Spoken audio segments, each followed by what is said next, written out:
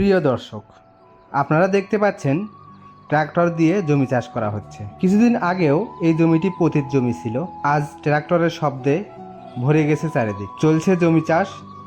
টানা রোদের মাঝেও কৃষকরা থেমে নেই। তারা জানে এই মাটি একদিন সোনার ফসল এনে দেবে। চাষ শুরু হতেই মাঠে হাজির নানা রকম পাখি। মাটি উল্টানোর সাথেই বেরিয়ে আসছে পোকামাকড়, আর পাখিরা সেই খাবারের খোঁজে ছুটে আসছে। মাঠ জুড়ে শুরু হয়েছে তাদের উৎসবের আমেজ।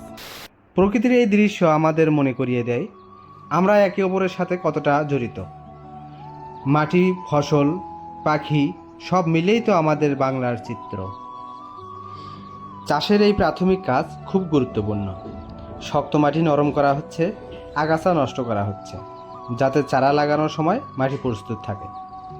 চাষ শেষ হলেই কয়েকদিনের মধ্যেই আবার সেচ দিয়ে পুনরায় চাষ করে ধানের চারা রোপণ করা হবে। একটা ফসল তোলার পেছনে কতটা কষ্ট, কতটা ঘাম, এই কাজগুলো না দেখলে বোঝা যায় না। এটাই আমাদের গ্রামের জীবন।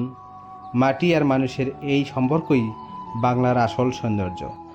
এই ভিডিওটা শুধু একটা মাঠ নয়, একটা সম্ভাবনার গল্প, পরিশ্রমের গল্প।